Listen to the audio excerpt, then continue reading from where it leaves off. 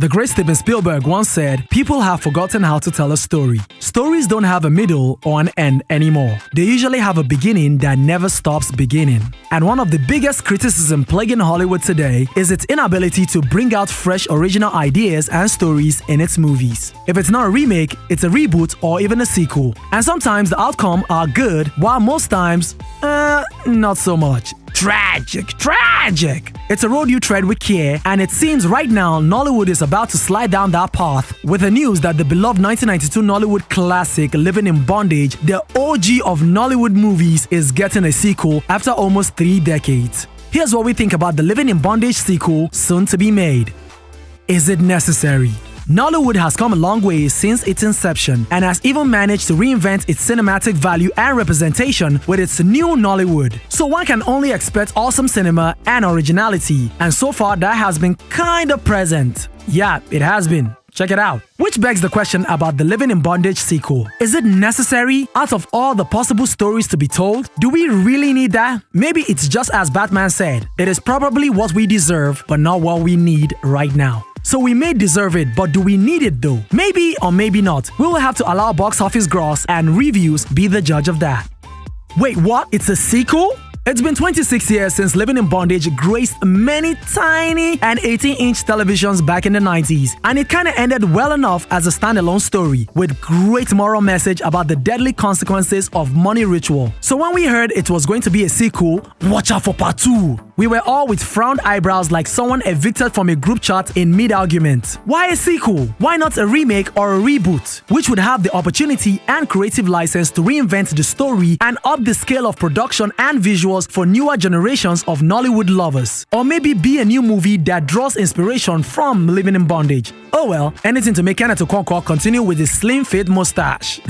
And also, not everybody remembers the old movie, as we now have millennials and newer Nollywood lovers who weren't even born when the first movie came out. As one of our users said, never watched the movie but heard it's epic. Another one said, now wow, some of us never watched the first part. And another person said, they shouldn't ruin it oh. So you see, it begs the question again, should this be a sequel? What do we know? Before someone comes to tell us, do you know how long I've been in this industry? Moving on! Right man for the job? Ramsey Nouah is one of Nollywood's finest actors with an impressive body of work and numerous award-winning roles. But that's just for acting. What about directing? Does having an awesome acting resume automatically qualifies him to take on the classic tale? And based on the fact that he's using this as his directorial debut? When we asked some people about this, some said no, some said they don't think so, while others said yes, they believe so. Like Ocha the King of Wazobia FM rightly said, I think he's good for the job. Ramsey is a blend of both old and new Nollywood, and this gives him a creative perspective on both worlds. Well, be that as it may, it's not an easy feat directing and also acting in your own movie. I mean, some people have, like Kunle Afolayan in his movie Figurine, Roti, and others. But anyway, we think he just might pull this off nicely. I mean, he has paid so much attention from not allowing that his cherry on the top hair go pure bald. Sorry, Ramsey, now play with it. English do you speak it? Nollywood as a whole is built on fraction. There's the Kaniwood movies of the north, the Yoruba movies of the west, Igbo movies of the east, and of course the Asaba movies, which then of the old Nollywood has a memorable saying in all its adverts we cannot forget in a hurry. And it goes like this. 51 Weka Road on the chat. 1 to 3 pound road about. Go get your young copy now. And all of these movies have their respective languages they play on, which was also the case with Living in Bondage, as it was originally made in Igbo with English subtitle. And now with this sequel, yeah, we're making air quotes. Is it going to be made in English with Igbo subtitle or Igbo with English subtitle as the original? We will have to wait for the first trailer or promotional materials to drop, or you know what, we'll just go and ask Ramsey Nouah himself. We know where he lives. Guess who's coming to dinner? Living in Bondage made Kenneth Okonkwo a household name with a second popular name of Andy Okeke and introduced us to the likes of Kano Kanayo.